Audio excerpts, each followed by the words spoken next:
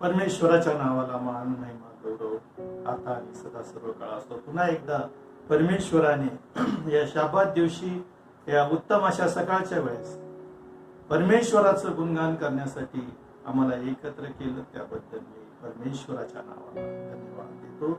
आपण आपल्या भक्तीचा आरंभ करूया.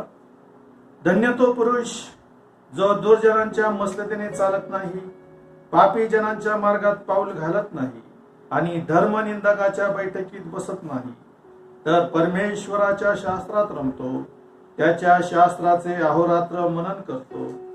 जे झाड पाण्याच्या प्रवाहाजवळ लावलेले असते, जे आपले हंगामी फळ देते, ज्याची पाने कोमजत नाही, अशा झाडासारखा तो आहे.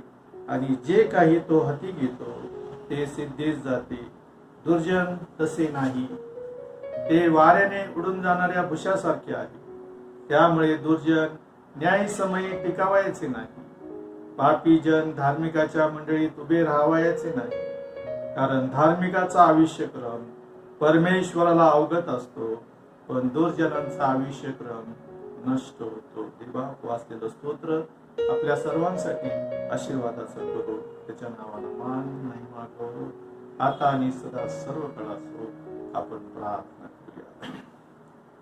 धन्यवादित आमच्या जिवंत गौरवी सामर्थ्यशाली परमेश्वर पित्या, आम्ही तुझी स्तुती करतो, तुझ्या नावाला मान महिमा गौरव देतो. खरोखर तू चांगला आहेस आणि तुझी दया सनातन आहे. परमेश्वरा, या शाबात दिवशी या सुंदर अशा सकाळच्या वेळेस तुझी स्तुती आराधना करण्यासाठी तू आम्हाला एकत्र घेऊन आलास, त्याबद्दल आम्ही तुला धन्यवाद देतो. खरोखर परमेश्वरा, आज जग आणि जगाची परिस्थिती पाहिली तर जग एक भीतीमध्ये जीवन जगत राहिलेलं आहे.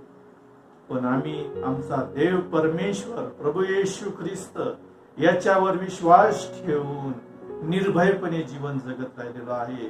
कारण आम्हाला माहिती आहे की आमचं रक्षण करणारा आमचा देव हा सर्वसमर्थ परमेश्वर आहे.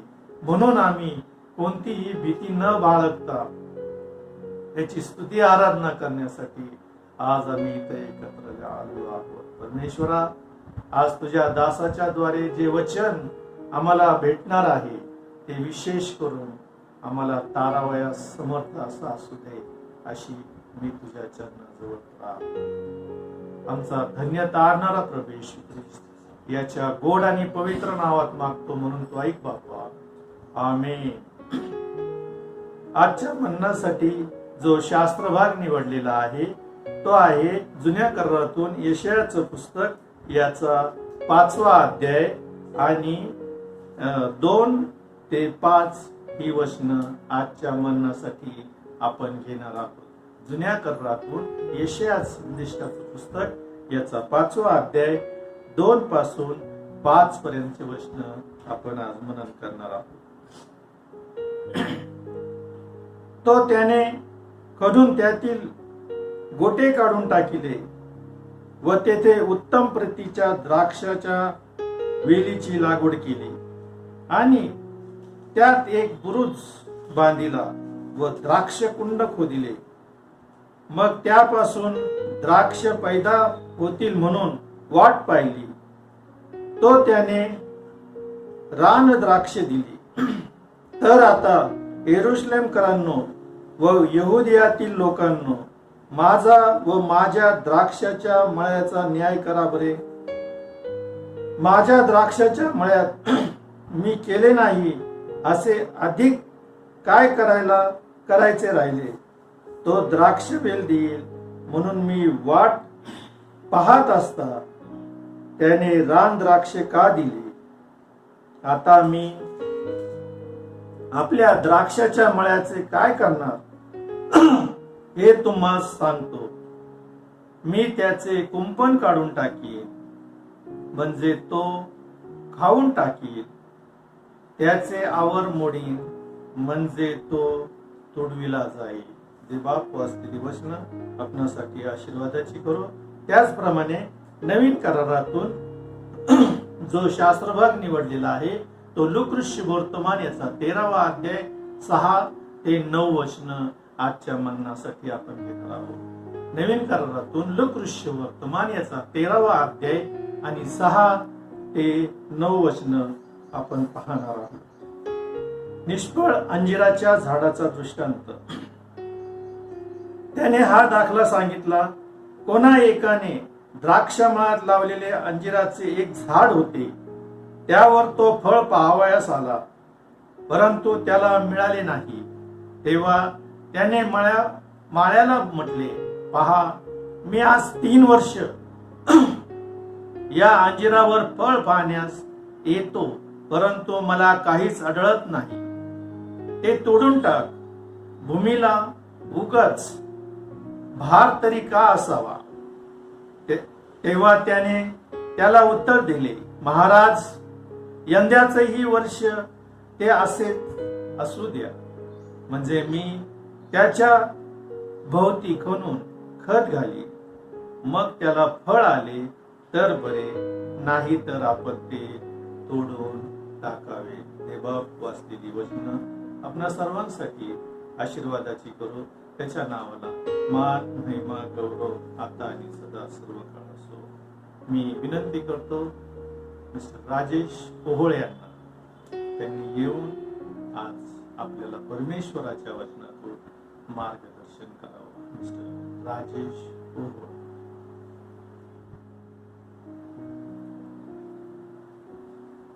सर्वांना ख्रिस्तात सलाम. पुन्हा एक वार या आठवड्याच्या पहिल्या दिवशी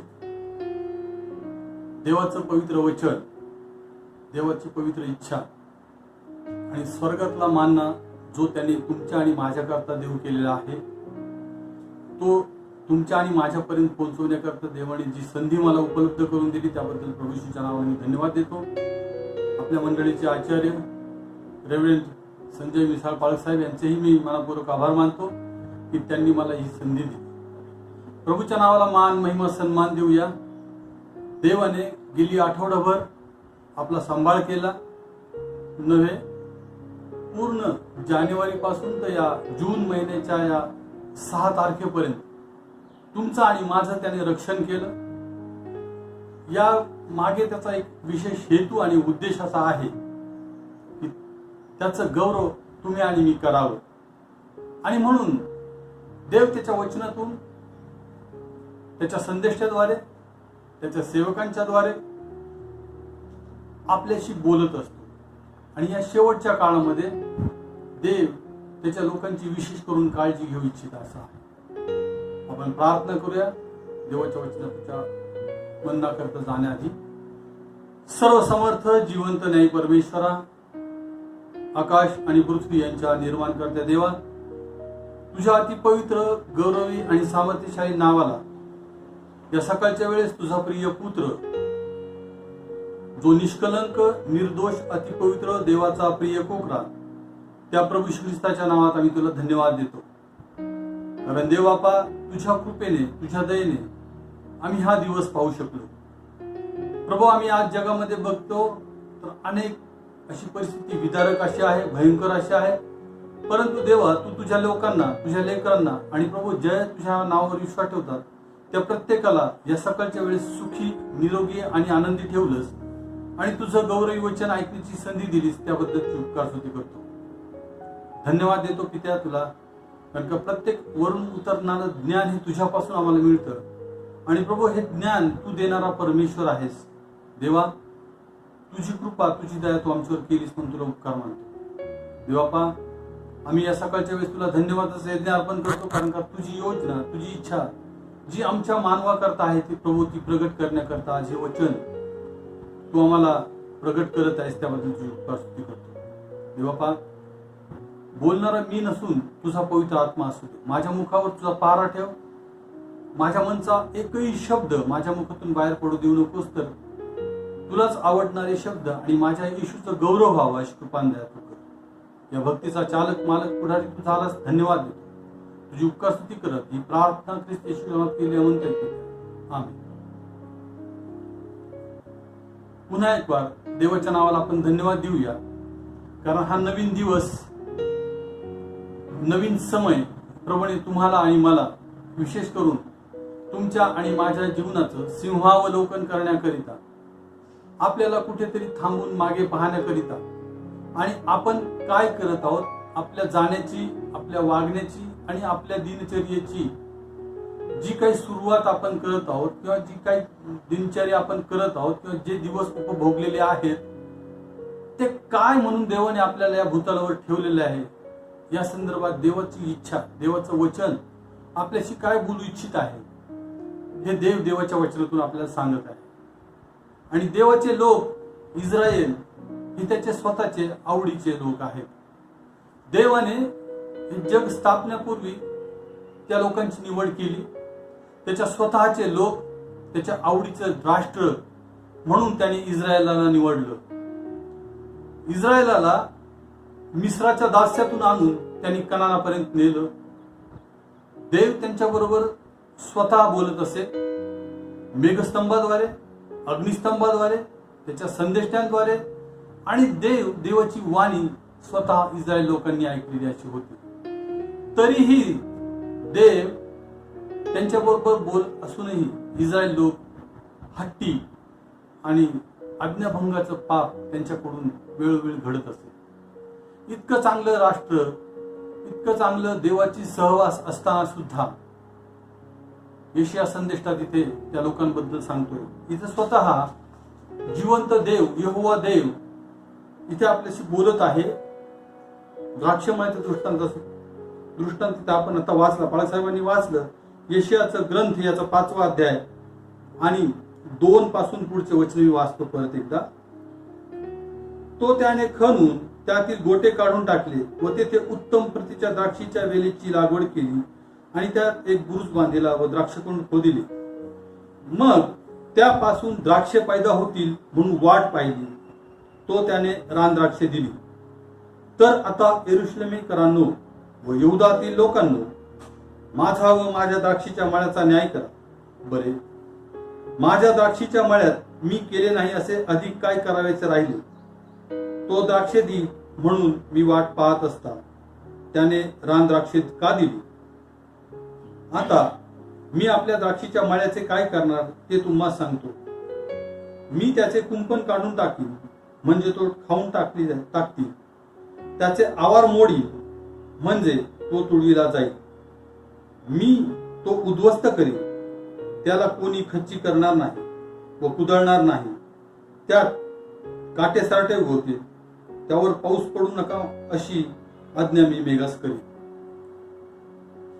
देवाचे स्वतःचे लोक, जे लोक त्याने निवडलेले होते, या पृथ्वी तलावर ज्या लोकांकरिता, ज्या लोकांसाठी त्याने स्वर्ग सोडून त्यांच्याबरोबर तो वावरत होता, त्यांच्याबरोबर त्यांचा समागम असायचा, त्या लोकांसाठी तो म्हणतो, मी यांच्यासाठी काय केलं नाही, मी सर्व ते केलं. मी त्यांना मिस्राच्या दास्यातून सोडवलं, गुलामगिरीतून बाहेर आणलं, दुधामधाचा जो प्रदेश वाहत आहे त्यामध्ये त्यांना आणून ठेवलं. जी उत्तमातली उत्तम जी गोष्ट ज्यांच्यासाठी मी करायची होती ती सर्व गोष्ट मी यांच्याकरता केली. परंतु यांनी मला रिटर्न काय दिलं? देवाची इच्छा मनुष्याकरता आणि त्याच्या लोकांकरता एक उत्तम अशी होती की मी जर ह्यांच्यासाठी चांगलं करत आहे तर त्यांनीही चांगलं वागावं, चांगलं राहावं. जे जीवन सार्वकालिक जीवन आहे, ज्या जीवनामध्ये देवाचं गौरव करायचं आहे, अशा त्या काळच्या वेळेस देवाची इच्छा असायची की देवाची आज्ञा इस्रायल लोकांनी पाळाव्यात. ज्या आज्ञा त्याने दिलेल्या होत्या त्या आज्ञांचं पालन त्यांनी करावं आणि माझ्या सहवासात त्यांनी कायम राहावं. परंतु त्यांनी तसं न करता देवाच्या आज्ञा मोडल्या. आणि म्हणून तो म्हणतो, मी यांच्यासाठी, मी हा द्राक्षमळा प्रातिनिधिकत्व बोलत आहे देवाचं वचन, की हा मळा म्हणजे ते इस्रायल लोक आहेत, त्यांच्यासाठी त्यांनी सर्व काही केलं. परंतु त्यांनी ते रान द्राक्ष म्हणजे देवाला न आवडणारं फळ त्यांच्या जीवनातून त्यांनी दिलं. प्रभू म्हणतो, जर त्यांनी माझ्याकरता उत्तम फळ जर दिलं असतं, जर त्यांनी माझ्या आज्ञा पाळल्या असत्या तर अजून त्यांना आशीर्वाद देवापासून मिळाले असते. परंतु त्यांनी तसं नाही केलं. आणि म्हणून देव म्हणतो की आता मी त्यांच्या भोवतीचं जे कुंपण होतं मी ते काढून टाकत. जर आपण इस्रायल लोकांचा इतिहास पाहिला, ज्या ज्या वेळेस देवाच्या विरुद्ध त्यांनी बंड केलं, ज्या ज्या वेळेस देवाच्या आज्ञाचं भंग त्यांनी केला, आज्ञा पालन त्यांनी केलं नाही आणि देवाच्या आज्ञाला ते मुकले, त्यावेळेस देवाने त्यांच्यावर न्याय आणला, आणि न्याय आणला त्यांच्या मागे देव युद्धाचे प्रसंग उद्भवत असे. देव त्यांना एखाद्या राजाच्या पारतंत्र्यात टाकत असे, आणि मग त्यांचे जितके हाल होत त्यावेळेस पुन्हा ते आपल्या जिवंत देवाकडे ते वळत असे, त्याला ते आरोळी मारत असे, आणि देव त्यांची प्रार्थना स्वर्गात नाही करत. याच प्रकारे देवाची इच्छा होती की मी जे लोक निवडलेले आहेत, जगाच्या स्थापनेपूर्वीच ज्या लोकांची मी निवड केलेली आहे, त्या लोकांच्या जीवनाकरता देव एकदम सिरियस आहे. तो म्हणतो ह्या लोकांसाठी मी सर्व काही केलेलं आहे. मी स्वतः स्वर्ग सोडून त्यांच्याबरोबर त्यांच्या निवासस्थानी असायचो. मी त्यांच्याबरोबर मेघस्तंभाद्वारे अग्निस्तंभाद्वारे बोलायचो. माझ्या संदेष्टांद्वारे मी त्यांच्याशी हितगुज करायचो, परंतु त्यांनी माझ्या वाणीकडे लक्ष दिलं नाही. आणि देव त्या आज्ञाभंगामुळे नाराज होऊन त्यांच्यापासून निघून जात असे. त्याचप्रमाणे नवीन करारामध्ये आपण एक दुसरा शास्त्रभाग वाचला, लूक शुभवर्तमान याचा 13वा अध्याय आणि 6 ते 9 वचन. पुन्हा मी वाचतो. लूक शुभवर्तमान याचा 13वा अध्याय आणि 6 ते 9 वचन. त्याने हा दाखला सांगितला, कोणा एकाचे त्या द्राक्षमळात लावलेले अंजिराचे झाड होते, त्यावर तो फळ पाहावयास आला, परंतु त्याला काही आढळले नाही. तेव्हा त्याने माळ्याला म्हटले, पहा, गेली 3 वर्ष मी ह्या अंजिरावर फळ पाहावयास येत आहे, परंतु मला काही आढळत नाही. ते तोडून टाक, उगाच त्याने जागा तरी का अडवावी. तेव्हा त्याने त्याला उत्तर दिले, महाराज, एवढे वर्ष असू द्या, म्हणजे मी त्याच्या भोवती खणून खत घालीन. मग त्याला फळ आले तर बरे, नाही तर आपण ते तोडून टाकावे. दोन्ही जे दाखले आहेत त्या दाखल्यांमध्ये द्राक्षमळ्याचा प्राकर्षाने उल्लेख आपल्याला दिसतो. आणि या ठिकाणी नवीन करारामध्ये सर्वसमर्थ देव, जो तुमचा आणि माझा पिता आहे, आणि तुम्ही आणि मी त्याच्या बागेतले झाडे असे आहोत, आणि आपला माळी म्हणजे प्रभू ख्रिस्त आहे. प्रियानो, ज्यावेळेस तो धनी आपल्याकडे स्वर्गातून अवलोकन करतो, त्यावेळेस तो प्रत्येकाचं अंतःकरण जाणणारा परमेश्वर आहे. आणि त्याचं हे वचन आहे, तो म्हणतो मी अंतःकरण पारखणारा परमेश्वर आहे. मनुष्याच्या अंतःकरणात काय चालू आहे, काय चालतंय हे देव जाणतो. आणि म्हणून इथेही तो एक अंजिराचा दृष्टांत, अंजिराच्या निष्फळ झाडाचा दृष्टांत आपल्याला सांगत आहे. या ठिकाणी आपण जीवन जगत असताना तो या जगाला बागेची उपमा देत आहे, आणि या बागेमध्ये लावलेलं म्हणजे तुम्ही आणि मी एक झाड असे आहोत. देवाच्या योजनेनुसार त्याने तुमचं आणि माझं जीवन या पृथ्वीवर सेट केलेलं आहे, आणि ती योजना सार्वकालिक योजना आहे. देव या दृष्टांतात करवी आपल्याला काहीतरी सांगू इच्छित आहे. आणि माळी हा प्रभू ख्रिस्त आहे, त्याचा मालक सर्वसमर्थ देव आहे, आणि झाड तुम्ही आणि मी आहोत. या वचनामध्ये तो म्हणत आहे की धनी किंवा माळी, यंदाचं वर्ष राहू द्या. हे वर्ष देव, सर्वसमर्थ देव, जो तुमचा आणि माझा तारणारा उद्धारकर्ता प्रभू ख्रिस्त, पित्याकडे मध्यस्थी करत आहे. कारण त्याने तुमच्या आणि माझ्या करता त्या वधस्तंभावर, तुमच्या आणि माझ्या पापांकरता तो वधस्तंभावर गेलेला आहे. तुमचं आणि माझं पाप त्याने स्वदेही वाहिलेलं आहे. तुमच्या आणि माझ्या पापांकरता स्वतःचं अनमोल, पवित्र, शुद्ध रक्त त्या वधस्तंभावर सांडून तुमची आणि माझी किंमत त्याने त्या वधस्तंभावर भरलेली आहे. आणि म्हणून आज तो पित्याच्या उजवीकडे बसून तुमच्या आणि माझ्याकरता मध्यस्थी करत आहे. आणि तीच मध्यस्थी तो या ठिकाणी करत आहे की तो म्हणतो, धनी किंवा मालक किंवा हे स्वामी, हे वर्ष, यंदाचं वर्ष राहू दे, म्हणजे मी काय करेल, ह्याच्या भोवती खणल, खत पाणी घालेल, आणि मग त्याला फळ आले तर ठीक आहे, देव आपल्यासाठी हे वर्ष का मागत आहे? प्रियांनो, आपण आपल्या गेलेल्या वर्षांमध्ये, गेलेल्या दिवसांकडे जर पाहिलं तर या भयंकर परिस्थितीमध्ये आपण आहोत. अनेक आपले आप्तजन, मित्र, आपल्या शेजार पाजारी अनेक लोक हे जग सोडून गेलेले आहेत. अनेक लोक आजही त्या भीतीच्या वातावरणामध्ये आहेत. अनेक अशा भयंकर समस्यांना अनेक कुटुंबांना आज तोंड द्यावं लागत आहे. अनेक लेकरं निराश्रित झालेले आहेत. अनेक बहिणी विधवा झालेल्या आहेत. अनेक माता पिता आपल्या लेकरांना पोरके असे झालेले आहेत. या भयंकर दिवसांमध्ये, या भयंकर अशा समयामध्ये देव आपल्याला काहीतरी सांगू इच्छित आहे. उगाच तुम्ही आणि मी या भूतलावर आजचा दिवस पाहू शकलो नाही असे कुठली गोष्ट व्यर्थ नाही. देवाची तुमच्या आणि माझ्या जीवनासाठी एक सार्वकालिक योजना आहे. तुम्ही आणि मी या भूतलावर जीवन जगत असताना कशा प्रकारे आपण जीवन जगत आहोत? गेले 2019, 20 आणि 2021 हे वर्ष अखिल मानव जाती करता भयंकर असे परीक्षेचा समय असा होता आणि आहे. देवाचं वचन ज्या लोकांच्या जीवनात कार्य करत आहे, ज्या लोकांच्या जीवनात त्याचं वचन तो पूर्णत्वास नेत आहे, त्याच प्रमाण आज तुम्ही आणि मी या जिवंताच्या भूमीवर आजच्या सकाळच्या वेळेस हा सुंदर श्वास पाहू शकत आहोत. हा सुंदर दिवस त्या प्रभू येशूच्या गौरवाचा अनुभव आपण घेत आहोत. ही त्याची योजना आहे. आणि आपण जर पाहिलं तर कुठली जगातली स्कीम जर आली तर ती काही ठराविक पिरियड पर्यंत किंवा काळापर्यंत असते आणि ती स्कीम गेली की जो फायदा असतो, जो मुनाफा होणार असतो, तो आपल्याला पासून निघून जातो किंवा आपल्याला तो मिळत नाही. त्याच प्रकारे देवाने आजपर्यंत तुमच्या आणि माझ्या जन्मापासून तर आजच्या या क्षणापर्यंत देवाच्या हेतूने, देवाच्या उद्देशाने तुम्हाला आणि मला या भूतलावर जिवंत ठेवलेला आहे. देवाची इच्छा तुमच्या आणि माझ्या जीवनाकडून काहीतरी निराळी आहे.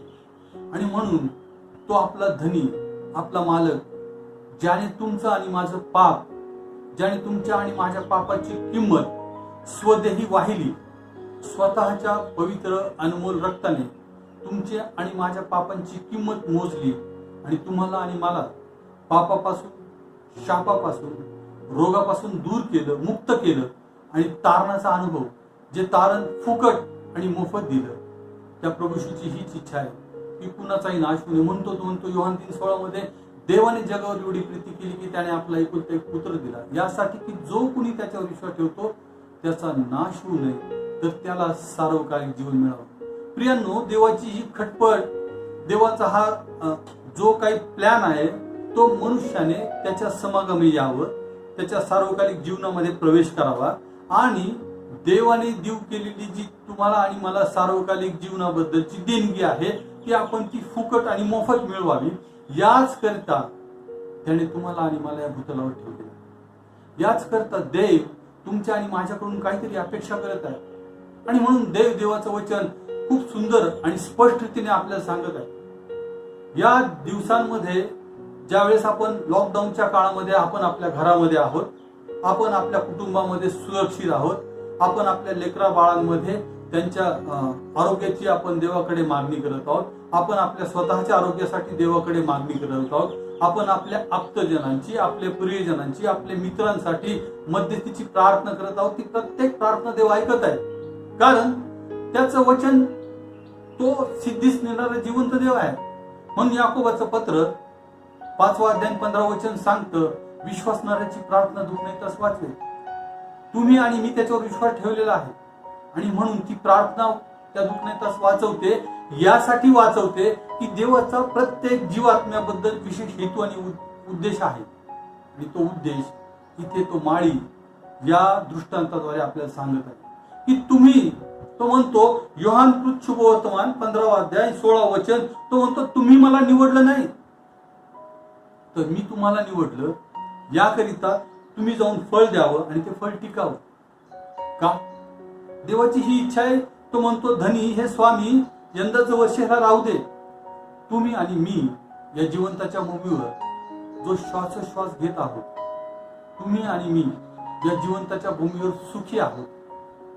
जर आपण पाहिलं तर आपल्या शेजारी पाजारी आपले मित्र कोणी ना कोणीतरी ऍडमिट होतं, कोणी ना कोणीतरी त्या भयंकर अशा मरणाच्या विळख्यातून बाहेर पडलेला असेल, कोणी त्या मरणाच्या विळख्यातून पार येऊ शकलं नसेल, परंतु देवाने तुम्हाला आणि मला या भूतलावर आज हे वचन ऐकण्यासाठी ठेवलेलं आहे. आणि तो माळी आज देखील त्या पित्याला, त्या बागेच्या मालकाला म्हणत आहे, धनी या व्यक्तीला, या बहिणीला, या मुलीला, या मुलाला, या माझ्या तरुण वडिलांना, या सर्वांना या भूतलावर जो ठेवलेला आहेस, यंदाचं वर्ष राहू दे, कदाचित हा फळ दे, मी त्याच्या भोवती खणेल. देव काय खणत आहे? तुमच्या आणि माझ्या भोवती देव जे खोंदत आहे किंवा जे उत्तम रीतीचं फळ यावं यासाठी तो प्रयत्न करत आहे, ते म्हणजे देवाचं वचन तुमच्या आणि माझ्या हृदयरूपी अंतःकरणात देवाचं वचनाचं बीज रोज सेवकांद्वारे, संदेष्टांद्वारे, युट्यूबद्वारे, अनेक माध्यमांद्वारे आणि तुमच्या हातात जे पवित्र बायबल दिले त्याद्वारे तो पेरत असतो. आणि तो त्यासाठी बघतो की तो म्हणतो, तुम्ही नाही निवडलं मला, तुम्ही आणि मी किती धन्यवाद देत लोक. तुमचा आणि माझा देव किती सामर्थ्यशाली देव आहे, जो देव आकाश आणि पृथ्वीचा निर्माण करतात. ज्या देवाकडे सर्व मानवजाती जरी आली तरी तो म्हणतो स्तोत्र 34 आणि 8 मध्ये, परमेश्वर किती चांगला याचा अनुभव घेऊन पहा. इतका चांगला देव तुमचा आणि माझा देव आहे, जो तुम्ही आणि मी हाक मारली तर तो ऐकणारा देव आहे. तुमच्या आणि माझ्या संकटाच्या समयामध्ये तो तुमच्या आणि माझ्या बरोबर उभा राहणारा देव आहे. म्हणून यशया म्हणतो, तू नद्यातून चालशील त्या तुला बुडवायच्या नाही, तू ज्वालातून चालशील त्या तुला पोळवायचा नाही. शद्रक, मेशक, अबेदनगो बरोबर त्या अग्नीच्या भट्टीत असणारा तो जिवंत देव, तो तुमचा आणि माझा जिवंत देव, तुमचं आणि माझं रक्षण करणारा तो जिवंत परमेश्वर आहे. तो यहोवा निसी, तो इम्मानुएल आमच्या बरोबर असणारा देव आहे. इतका चांगला देव आहे आणि त्याचीच इच्छा, त्याची योजना तुमच्या आणि माझ्या जीवनाकरता आहे. आणि जर ती योजना, त्या योजनेचा जो ग्रेस पिरियड त्याने तुम्हाला आणि मला दिलेला आहे, जर आपण आपल्या जीवनाकडे पाहिलं तर खरंच मी माझं जीवन जे जगलोय ते मी माझं जीवन आज जिवंत राहण्याच्या लायकीचा आहे का नाही, हे आपण स्वतः आपलं सिंहावलोकन किंवा आत्मपरीक्षण केल्यावर आपल्याला आपलं उत्तर मिळू शकेल. परंतु देव जिवंत आहे, तो न्यायी आहे, तो तारणारा, ते उद्धारक आहे. तो म्हणतो, मी न्यायाधीश म्हणून नाही आलो, मी जगाचा तारणारा म्हणून आलो. आणि त्याचीच ही इच्छा आहे, ही योजना आहे की तो धन्याला म्हणतो, तो मालकाला म्हणतो की हे पित्या, यंदाचं वर्ष राहू दे, यंदाचं वर्ष राहू दे, कारण का मी यांना निवडलेला आहे. देवाने तुम्हाला आणि मला निवडलेलं आहे यासाठी की तुम्ही आणि मी जाऊन ते फळ द्यावं. फळ देवाकरता आपण आत्मे जिंकावे, देवाकरता आपण इतर लोकांना, तो किती चांगला देव आहे, तो उत्तम मेंढपाळ आहे, तो उत्तम गुरुजी आहे, तो उत्तम शिक्षक आहे, तो तारणारा, तो उद्धारक आहे, तो आरोग्यदाता, मुक्तीदाता. यशया 53:5 मध्ये म्हणतो की त्याच बसलेल्या माराच्या वळाने आम्हाला आरोग्य प्राप्त झाले. प्रियांनो, तुम्ही आणि मी आजारी पडण्याआधी देवाने तुमच्या आणि माझ्या आरोग्याची काळजी घेतली आहे. तुम्ही आणि मी दुःखात पडण्याच्या ऐवजी तो म्हणतो, मृत्यू छायेच्या दरीतूनही मी जात असलो तरी अष्टात भिणार नाही, कारण तू माझ्याबरोबर आहेस. तुझी आकडी व तुझी काठी मला धीर देते. त्याची आकडी आणि त्याची काठी हे त्याचं पवित्र वचन त्याने तुमच्या आणि माझ्या हातात दिले. आणि जर हे झाड जर फळ देत नसेल, जो देव तुमच्या आणि माझ्या जीवनाकरता इतका सिरियस आहे, जो देव तुमच्या आणि माझ्या कुटुंबाकरता, तुमच्या आणि माझ्या जीवनाकरता, तुमच्या आणि माझ्या आत्म्याकरता इतका सिरियस आहे, तर तुम्ही आणि मी आज त्याच्या वाणीला जरूर आणि जरूर हा त्याच्या वाणीकडे कान दिले पाहिजे. म्हणून देव म्हणतो ना, मनुष्याने सगळं जग मिळवलं आणि आपल्या आत्म्याचा नाश केला तरी धर्मात काय. प्रियांनो, देवाची इच्छा हीच आहे की तुम्ही आणि मी जर त्याच्या बागेत आहोत, या जग म्हणजे त्याची बाग आहे, त्याने तुम्हाला आणि मला रोपलेलं आहे, त्याने तुमची आणि माझी निवड या जगाच्या स्थापनेपूर्वी केलेली आहे आणि त्याकरता त्याने तुम्हाला आणि मला जगात पाठवलं. यासाठी तो म्हणतो, तुम्ही निवडलेला वंश, राजकीय याजकगण आहात.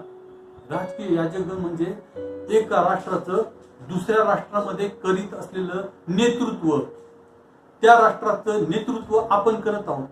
त्याने तुमची आणि माझी निवड जगाच्या स्थापनेपूर्वी केलेली आहे. ती निवड आज मला ज्यावेळेस भारताचा राजदूत जर अमेरिकेमध्ये असेल तर तो अमेरिकेमध्ये भारताचं नेतृत्व, पूर्ण राष्ट्राचं नेतृत्व करत असतो.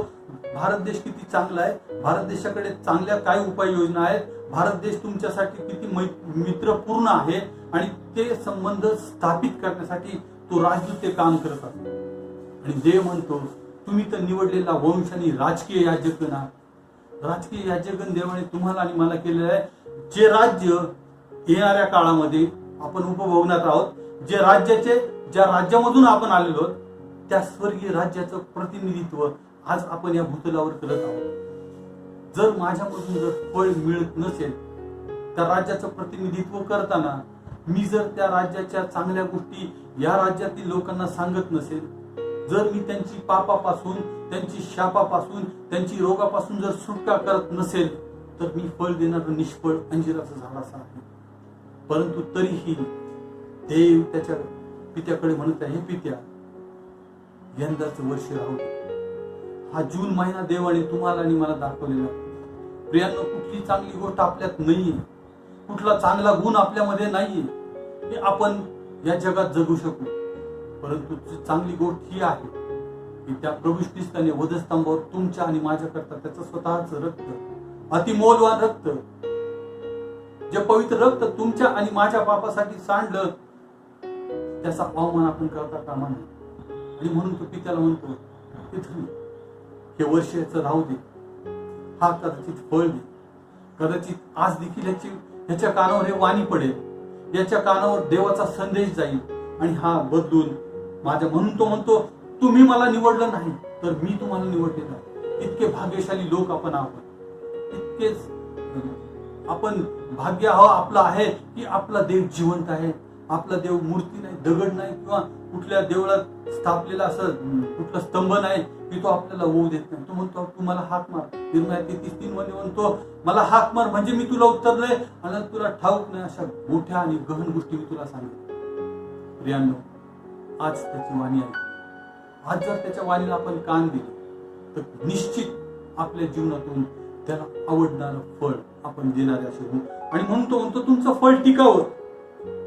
फळ टिकण्यासाठी आणि फळ येण्यासाठी तो म्हणतो, योहान कृत शुभवर्तमानाचा 15वा अध्याय आणि दुसरं 2 ते 8 वचन आपण वाचूया. दुसरं वचन, माझ्यातील फळ न देणारा फाटा तो काढून टाकतो आणि फळ देणाऱ्या फाट्याला अधिक फळ यावे म्हणून तो प्रत्येकाला साफसूफ करतो. आपलं फळ ज्या वेळेस आपण त्या फाट्यामध्ये, त्या वेलामध्ये असतो, आपण फाटा होतो, तो वेल म्हणजे प्रभू ख्रिस्त आहे. ज्यावेळेस आपण त्याच्या वचनामध्ये राहतो, ज्यावेळेस आपण त्याच्या वचनाचं अवलंबन करतो, त्याच्या आज्ञा पालन करतो, त्यावेळेस प्रभूला आवडणारं फळ त्या फाट्यातून त्याला मिळतं. आणि म्हणून इथे तो म्हणतो की मी वेल आहे, तुम्ही फाटे आहात. तुम्ही आणि मी जर प्रभूमध्ये राहिलो, तुमचं आणि माझं प्रभूमध्ये जर नातं व्यवस्थित असेल, जर तुमचा आणि माझा पश्चाताप करून देवाच्या राज्यात जाण्याचा प्रवेश केला असेल आपण, तर निश्चित तुम्ही आणि मी त्या वेलामध्ये रोवलेला एक फाटा आहे. आणि तो म्हणतो त्या फाट्याला फळ येण्याकरता, अधिक फळ यावं याकरता तो प्रत्येकाला साफसूफ करतो. जर तुम्ही आणि मी त्याचा स्वीकार केला असेल, त्या फाट्यामध्ये आपण आपल्याला स्वतःला झोकून दिला असेल, तर तो आपल्यात नको असलेल्या गोष्टी छाटून टाकतो. निश्चित फाट्याला तोडत असताना वेदना अशा होणार आहे. आपल्या ज्या वाईट गोष्टी आहेत, ज्या दैहिक वासना आहेत, जी डोळ्याची वासना आहे, संसाराची कुशलकी आहे, या गोष्टी देवाला न आवडणाऱ्या गोष्टी आहेत. आणि म्हणून देवाचं वचन सांगतं, जर तुम्ही जगात जगत आहात, जर जगाची मैत्री तुमच्याशी असेल, तुमची आणि जगाची मैत्री असेल, तर ती देवाशी वैर आहे. आणि देवाची मैत्री म्हणजे जगाशी वैर. आणि निश्चित जगाबरोबर वैर करण्यासाठी तो आपला फाटा साफसूफ करतो. आपल्यामधला अहंकार, आपल्यातली लबाडी, आपल्यातली वासना, देह वासना, डोळ्याची वासना, संसाराची कुशलकी तो छाटतो. आणि ज्यावेळेस ह्या छाटल्या जातात, त्यावेळेस आपलं जीवन प्रभूला आवडणारं होतं. आणि त्यावेळेस आपला फाटा अधिक फळ देतो. आणि मग आपण देवाची इच्छा जाणून घेतो आणि प्रभूच्या वचनाप्रमाणे चालण्याचा निश्चय प्रयत्न करतो. आणि पुढे तो म्हणतो, तुम्ही विपुल फळ दिल्याने माझ्या पित्याचे गौरव होते आणि तुम्ही माझे शिष्य व्हाल. आपण विपुल फळ दिल्याने आपल्या देवाचा गौरव होतो. ज्या वेळेस आपण इतर लोकांना सांगतो की मला माझ्या पापांची क्षमा माझ्या प्रभूशीने केलेली आहे, मी या घाणेरड्या जीवनामध्ये जगत होतो, माझं जीवन मी पापामध्ये, शापामध्ये, अनेक व्यसनामध्ये, वासनेमध्ये, बेविचारामध्ये आणि जगातल्या जगी गोष्टीकडे मी होतो, परंतु माझ्या देवाने माझ्यावर कृपा केली, माझ्या ख्रिस्ताने माझ्यावर दया केली, त्याने त्याच्या स्वतःच्या पवित्र रक्ताने माझे पाप धुतले आणि मला त्याचं लेकरू केलं, त्याने मला निवडलं, मी नाही निवडलं. आणि म्हणून ज्यावेळेस आपण या गोष्टी करतो त्यावेळेस आपल्यातून देवाच्या फळाची निर्मिती होते आणि आपण अधिक लोकांना त्याचं वचन सांगतो. आणि ज्यावेळेस लोक प्रभूचं गौरव करतात, लोक देखील जगाच्या वाईट मार्गापासून फिरून पापाला त्यागून परमेश्वराच्या मागे चालण्याचा प्रयत्न करतात, त्यावेळेस ते प्रत्येक फळ हे देवाला गौरव देणार असतं. आणि हीच देवाची इच्छा आहे की ज्यावेळेस तुम्ही आणि मी देवाला उत्तम फळ देणार होऊ, त्यावेळेस तो म्हणतो, तुम्ही फळ दिल्याने प्रभूचं गौरव होते. आम्ही वेलात राहिल्यामुळे प्रभूला अधिक फळ देतो आणि आपली गरज आहे की आपण त्या वेलामध्ये राहायला पाहिजे. प्रभू येशू शिवाय आपलं जीवन नाही. आणि म्हणून तो म्हणतो, यंदाचं वर्ष राहू दे, कदाचित हा अधिकाधिक फळ देणारा होईल. आम्ही प्रभूमध्ये राहिल्याने विपुल फळ देतो. विपुल फळ ज्यावेळेस आपण अधिकाधिक प्रार्थना करतो, अधिकाधिक वचन वाचतो, त्यावेळेस प्रभूची शुद्धता, प्रभूची धार्मिकता, प्रभूचं प्रेम आपल्या जीवनात कार्य करतं. आणि म्हणून तो म्हणतो, जसा माझा प्रकाश तुमच्यामध्ये प्रकाशतो तसाच माझा प्रकाश तुमच्या अंतःकरणातून इतर लोकांना दिसतो आणि लोक तुमच्याकडे पाहून देवाचं गौरव करतात. ज्यावेळेस आपण या गोष्टी करतो, प्रभूच्या आज्ञा पाळतो, देवाला आवडणारं फळ देण्यासाठी आपल्या अंतःकरणात, आपल्या विचारात तो प्रयत्न करून देवाच्या आज्ञा पाळण्याचा प्रयत्न करतो, प्रभूला निश्चित आनंद होतो आणि प्रभूला आपण फळ देतो आणि पित्याचा गौरव होते. पिता गौरविला जातो तुमच्या आणि माझ्या जीवनापुढे. मत्तई याचा 3रा अध्याय आणि 10वं वचन आपण वाचूया. मत्तई 3:10. जर आपण उत्तम फळ दिलं नाही, जर आपण देवाच्या आज्ञेप्रमाणे चाललो नाही, जर आपण त्याच्या वचनाप्रमाणे त्याने जे सांगितलेली गोष्टी आहेत जर आपण त्या पाळल्या नाही, तर तो काय म्हणतो, आणि आताच तर झाडाच्या मुळाशी कुऱ्हाड ठेवलेली आहे आणि जे जे झाड चांगले फळ देत नाही ते तोडून अग्नीत टाकले जाते. प्रियांनो, झाडाच्या मुळाशी कुऱ्हाड म्हणजे आपल्या दाराच्या बाहेर मृत्यू टपून बसलेला आहे, आपल्या रस्त्यात मृत्यू टपून बसलेला आहे, आपल्या आजूबाजूला ती कुऱ्हाड आपल्या भोवती फिरत आहे. परंतु तुम्ही आणि मी जर ते उत्तम फळ देणारं झाड किंवा उत्तम फळ देणारा फाटा असू, तर ती कुऱ्हाड आपल्यापासून निश्चित बाजूला अशी जाणार आहे आणि ती कुऱ्हाड बाजूला नेण्यासाठी देव आपल्या बाजूने लढणार असा आहे. आणि म्हणून तो म्हणतो, आता झाडाच्या मुळाशी म्हणजे आपल्या मुळाशी, आपल्या पायाची कुऱ्हाड आहे, ती मृत्यूची कुऱ्हाड आहे. जर आपण देवाला आवडणारं फळ दिलं नाही, जर देवाला आवडणारं आपल्या जीवनातून त्याला आवडणारी फळं मिळाली नाहीत, तर मृत्यू आपला टपून आहे. कधी कुणाचा जीव कुणीही सांगू शकत नाही की या दुसऱ्या क्षणाला माझं काय होणार. ती शाश्वती तुमच्या आणि माझ्या जीवनात आहे, कारण तुमचा आणि माझा उद्धार करता जिवंत आहे. आणि म्हणून रोम 10 आणि 11 मध्ये म्हणतो, शास्त्र म्हणते, त्याच्यावर भरोसा ठेवणारा कुणी फजित होणार नाही. तुमची आणि माझी फजिती होणार नाही जर माझा विश्वास, जर माझा भरोसा त्या वधस्तंभावर खिळलेल्या प्रभू ख्रिस्तावर असेल, त्या वधस्तंभावर पुनरुत्थित झालेल्या ख्रिस्तावर असेल, त्या जिवंत देवावर असेल, तर माझी फजिती होणार नाही, ती कुऱ्हाड माझ्यावर येणार नाही. परंतु जर मी फळ दिलं नाही, जर देवाला आवडणाऱ्या गोष्टी मी जर केल्या नाहीत माझ्या जीवनातून, तर निश्चित ती मृत्यूची कुऱ्हाड, जी कुऱ्हाड तो म्हणतो ते कुऱ्हाड मुळाशी आहे. जर फळ मी दिलं नाही तर ती कुऱ्हाड निश्चित ते झाड तोडणार आहे आणि तेही डायरेक्ट अग्नीमध्ये जाणार. म्हणजे प्रियांनो, तुम्हाला आणि मला ना पश्चातापाची वेळ आहे. आज जर आपण पाहिलं तर अनेक आपले जवळचे मित्र असतील, कोणी बंधू असेल, भयंकर अशा वेदनेमध्ये होते, आज जर आपण कुठल्या हॉस्पिटलमध्ये गेलो आणि त्या व्हेंटिलेटरवर किंवा ऑक्सिजनवर असलेल्या मनुष्याकडे जर पाहिलं तर त्याला पश्चातापाची वेळ नाही, कारण का तो अनकॉन्शियस असतो. परंतु देवाने किती तुम्ही आणि मी धन्यवादित लोक आहोत की त्याची कृपा, त्याची दया आज आपल्यावर ठेवलेली आहे. म्हणून विलापगीतकार म्हणतो, आम्ही भस्म झालो नाही, आम्ही नाश पावलो नाही. ही त्याची किती मोठी दया आहे. आणि म्हणून तो माळी म्हणत आहे की धन्या, हे मालका, हे पित्या, यंदाचं वर्ष राहू दे, कदाचित हा फळ दे. देवाची इच्छा आहे प्रियानो की तुम्ही आणि मी त्याच्यासाठी फळ देणार व्हावं.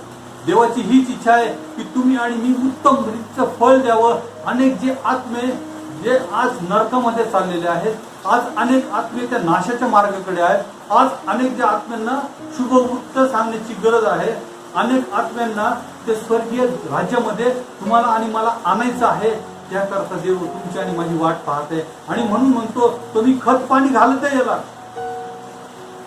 खत आणि पाणी. आता बाळासाहेबांनी वाचलं, धन्य तो पुरुष जो दुर्जनांच्या मार्गाने चालत नाही, पापी जनांच्या मार्गात उभा राहत नाही, धर्मनिंदकाच्या बैठकीत बसत नाही, तर परमेश्वराच्या शास्त्राचं अहोरात्र मननाने चिंतन करतो. जे झाड पाण्याच्या प्रवाहात लावले असते, जे आपले हंगामी फळ देते. तुमचा आणि माझा हंगामाचा वेळ हा, तुमचा आणि माझं फळ देण्याचा वेळ हा आहे. आज आपण पाहिलं तर आंब्याच्या झाडाला खूप असे फळ लागलेले आहेत. जर आपल्या दारामध्ये एखाद्या आंब्याचं झाड असेल, खूप मोठं डवरलेलं झाड असेल, परंतु त्याला फळच येत नसतील, तर आपण म्हणतो का दिवस ठेवायचं, नुसती सावलीला काय भाग नाही, आपण ते सोडून टाकतो. किंवा त्याच्यासाठी फळ येण्यासाठी प्रयत्न करतो. फर्टिलायझर त्या दुकानामध्ये जातो, त्याला म्हणतो बाबा चांगलं उत्तम खत दे, जेणेकरून त्या झाडाला आपण टाकतो. आणि जर त्या झाडाला उत्तम फळ आले नाही, कारण का ते आपण लावलेच असते याकरता की त्याचे फळ मला मिळावे, माझ्या कुटुंबाला मिळावे, ते फळ मी माझ्या नातेवाईकांना द्यावे, माझ्या शेजाऱ्या पाजाऱ्यांना द्यावे, परंतु त्या आंब्याच्या झाडाने फळच दिलं नाही तर काय उपयोग. आपण तो प्रयत्न करतो. तसाच तुमचा आणि माझा पिता तुमच्या आणि माझ्या जीवनाकरता खूप सिरियस आहे. जरी तुम्हाला आणि मला वाटत नसेल तो सिरियसनेसपणा, पण तुमच्या आणि माझ्यापेक्षा तो सिरियस आहे. कारण याचं प्रमाण तो हेच देतो, स्वतःचा पुत्र जो त्याच्या बरोबर होता, त्या पुत्राला त्याने या भूतलावर पाठवलं. तो तुमच्या आणि माझ्या पाप शाप झाला. त्याने तुमच्या आणि माझे पाप स्वतःवर वाहिली, स्वतःच्या वधस्तंभावर वाहिली. तुमच्या आणि माझ्या पापाची मोबदला किंमत त्याने त्या वधस्तंभावर भरली. इतका तो सिरियस आहे तुमच्या आणि माझ्या जीवनात. आणि म्हणून म्हणतो तो, तुम्ही नाही निवडलं, मी तुम्हाला निवडलंय. जर देवाने तुम्हाला आणि मला निवडलं, ज्याप्रमाणे देवाने इस्रायलला निवडलं, परंतु त्याने रान द्राक्ष दिलं, तो म्हणतो मी याला सोडून टाकत, मी सैतानाच्या हवाली करत, मग यांना तुडवतील, त्याच्या भोवतीचं कुंपण तो काढून टाकेल. म्हणून उपदेश 5 मध्ये म्हणतो, जो कुंपण तोडतो त्याला सर्पदंश करतो. सर्प म्हणजे सैतान येऊन त्याला नाश करतो. प्रियांनो, तुमच्या आणि माझ्या भोवती देवाचं कुंपण आहे. तुमच्या आणि माझ्या भोवती देवाच्या वचनाचं वलय आहे. तो तुम्हाला आणि मला वचनाचं खत पाणी घालतो. ज्याप्रमाणे आपण आपल्या दाराच्या आंब्याची एवढी काळजी घेतो, त्याला फळ यावं म्हणून खत पाणी घालतो, त्याची निगा राखतो, त्याची वेळोवेळी छाटणी करतो, आणि त्याच्याकडून जानेवारी, फेब्रुवारी, मार्च आणि मे महिन्यामध्ये फळ यावं याकरता वाट पाहतो. या नश्वर झाडासाठी जर आपण एवढे कष्ट करतो, तर तुम्ही आणि मी मोलाने विकत घेतलेले, त्याच्या स्वतःच्या प्रिय पुत्राच्या रक्ताने विकत घेतलेले लोक असे आहोत. त्याने तुमच्या आणि माझ्या कपाळावर त्या पवित्र कोपऱ्याचा रक्ताचा शिक्का मारलेला. तो देव किती अधिक तुमच्या आणि माझ्या जीवनाबद्दल सिरियस आहे. का आपण इतके सिरियस आहोत? का आपण आपल्या आयुष्यामध्ये मशगूल आहोत? का मी माझ्या स्वतःच्या जीवनामध्ये, ख्याली कुशलीमध्ये, माझ्या लेकरां बाळामध्ये, आमच्या सर्व व्यवसायामध्ये आपण दंग आहोत. देव म्हणतो, धनी, यंदाचं वर्ष राहू दे. हे वर्ष देव तुम्हाला आणि मला यासाठी जगवत आहे. त्याने तुमच्या आणि माझ्या अंतःकरण रूपी जमिनीमध्ये बीज टाकलेलं आहे. त्याचं झाड आलेलं, परंतु त्याच्या झाडाकमी जरी आपलं तारण झालं, पण आता तो फळाची अपेक्षा तुमच्याकडून आणि माझ्याकडून करत आहे. आणि जर आपण ते फळ दिले तर म्हणतो, झाडाच्या मुळाशी कुऱ्हाड आहे, जर ती टाकली तर, जर फळ दिलं नाही तर कुऱ्हाड आपल्याला तोडून त्या अग्नीमध्ये पडणार आहे.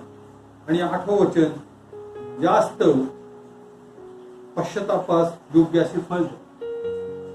देवाचं वचन ज्यावेळेस आपण पश्चाताप करतो आणि मग त्याच्यातनं मिळणारी फळं देवाला आवडणारी अशी होतात.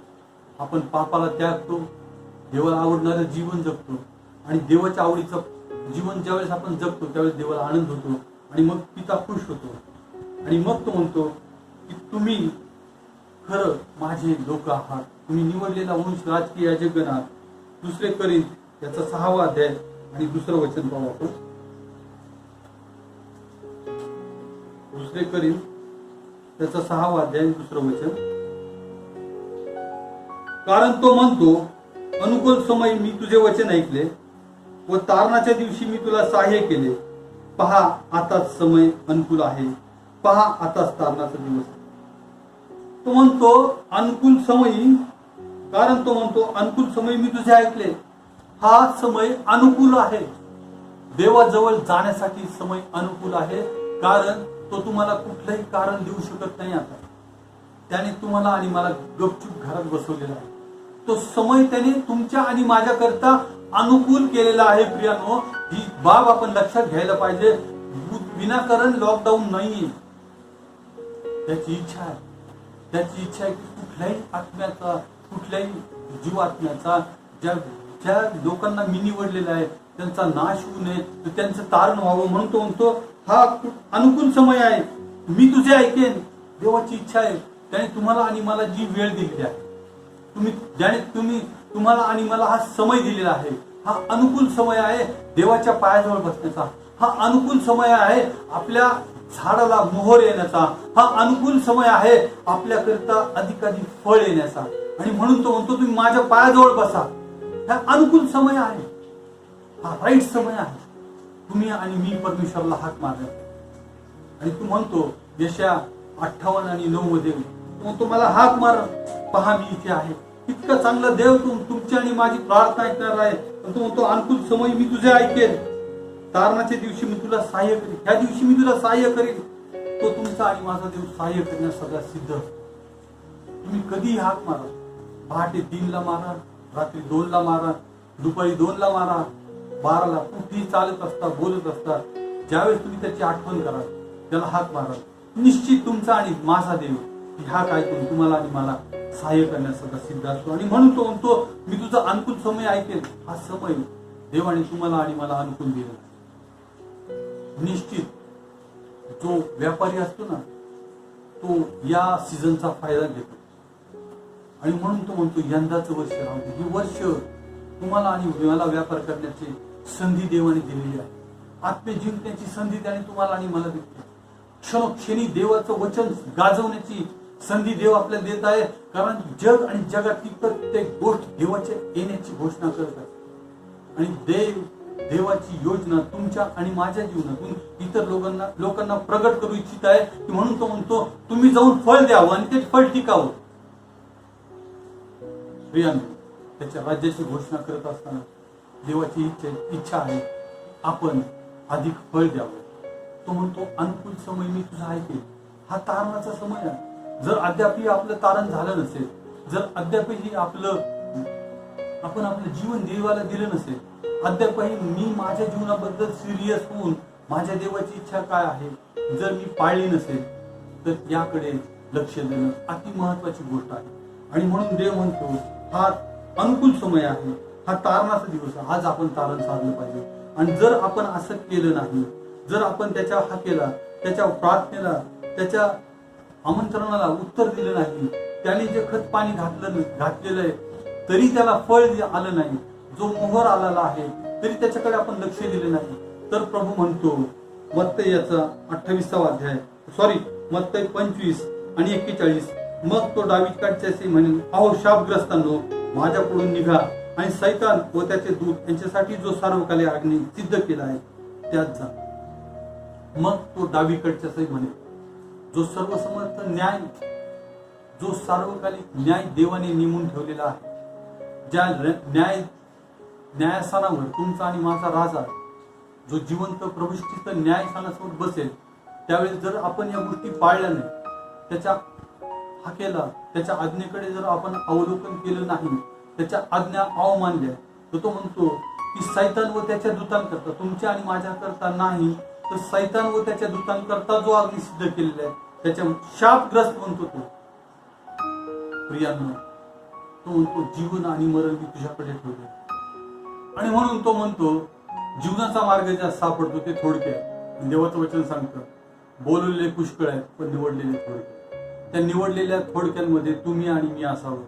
आणि ज्यावेळेस आम्ही त्या निवडलेल्या थोडक्यांमध्ये असू त्यावेळेस देव त्याच्या वचनाद्वारे आपल्याला एक आशीर्वाद देत आहे. मत्तई 25:34 मध्ये म्हणतो, तेव्हा राजा आपल्या उजवीकडच्यास म्हणेल, अहो माझ्या पिताचे आशीर्वादित लोक हो, आशीर्वादित हो, या जे राज्य जगाच्या स्थापनेपासून तुम्हाकरता सिद्ध केले आहे ते वतन घ्या. जगाच्या स्थापनेपासून देवाने तुमच्या आणि माझ्याकरता जे राज्य स्थापन केले आहे, जे सार्वकालिक जीवनाचा वाटा त्याने तुमच्या आणि माझ्याकरता निवडून ठेवलेला आहे, तो म्हणतो तुम्ही अधिक फळ दिलेले पित्याचे गौरव होते. तोच पिता तुम्हाला इथे म्हणतो माझ्या पित्याच्या आशीर्वादित लोकांनो, या तुम्ही सार्वकालिक जीवनामध्ये दाखल. प्रियांनो, तुमच्या आणि माझ्या जीवनाचं सार्थक होण्यासाठी हे जीवन त्याने दिलेलं आहे. 2021 जून महिन्याची 6-7 तारीख जी तुमच्या आणि माझ्या जीवनात जोडलेली आहे, त्यामध्ये देवाचा हेतू आणि उद्देश आहे. ख्रिस्ती जीवन हे एक उद्देश आणि हेतूपूर्ण भरलेलं असतात. कुठल्याही प्रकारचं वेगळी जीवन ख्रिस्ती जीवन नाही. देवाची इच्छा आहे की तुम्ही आणि मी त्याच्या राज्याचं गौरव करावं, त्याला फळ देणारं व्हावं आणि आपलं फळ अधिकाधिक यावं, फळ टिकावं आणि देवाचं गौरव व्हावं, ही देवाची इच्छा आहे. आपण त्याच्याकडे लक्ष देऊया आणि अधिक फळ आपल्याला कसं येईल याकडे आपण लक्ष देऊ. देव आपल्याला आशीर्वाद.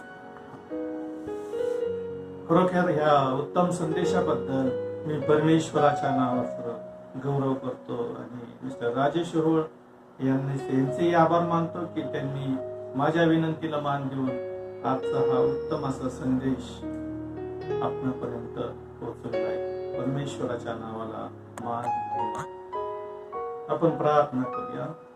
धन्यवादित आमच्या जिवंत गौरवी सामर्थ्यशाली तो परमेश्वर पित्या, आम्ही तुझी स्तुती करतो, तुझ्या नावाला मान महिमा गौरव देतो. खरोखर तू चांगला आहेस आणि तुझी दया सरत आहे. परमेश्वरा, आज तुझ्या सेवकाच्या द्वारे उत्तम असं तुझ्या वचनाचं मार्गदर्शन तू आम्हाला केलंस म्हणून तुझे खरोखर परमेश्वरा, प्रभू येशू ख्रिस्त म्हणतो की मी उत्तम असा द्राक्षवेल आहे आणि माझा बाप माळी आहे. खरोखर परमेश्वरा, तुझं वचन असं सांगतं की जे फाटा द्राक्ष देत नाही तो फाटा बाजूला काढून त्याला अग्नीत जाळ.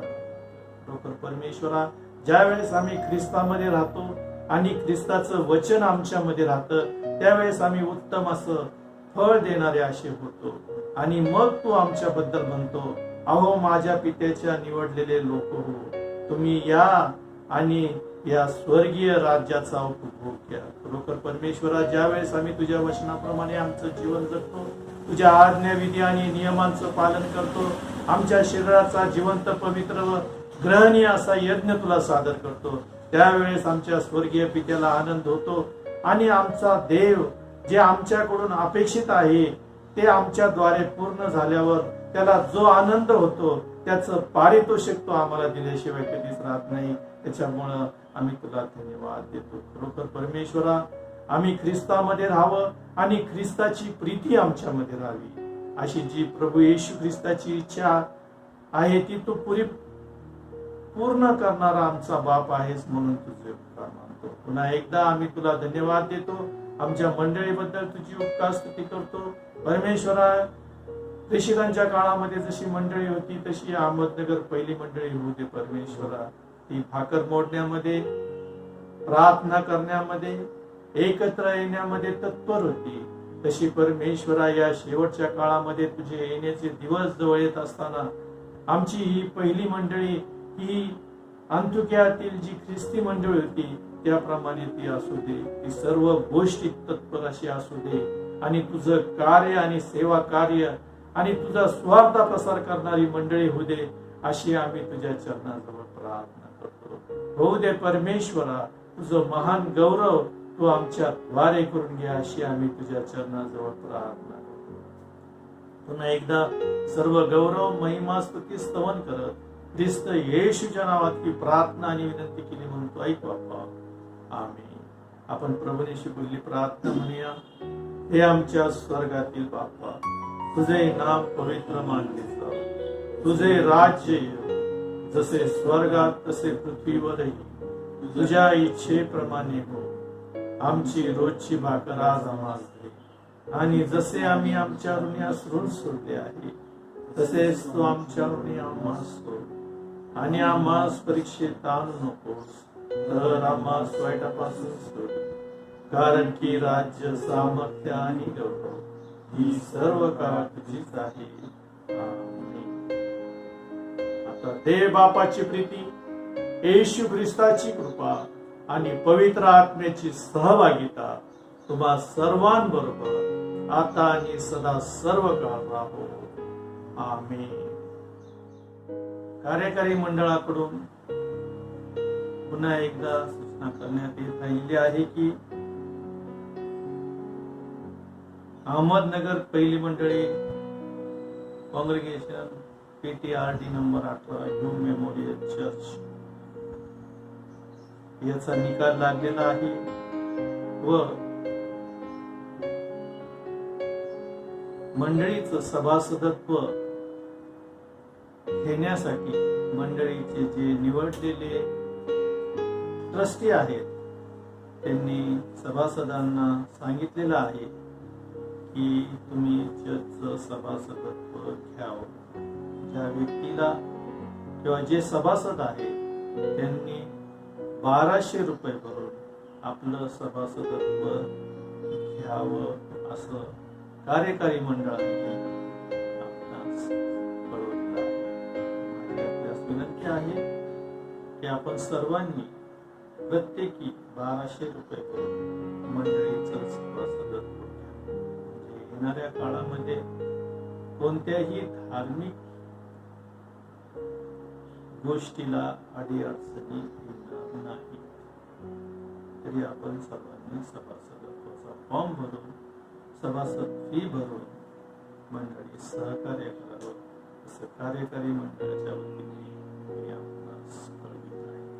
परमेश्वराचं धन्यवाद.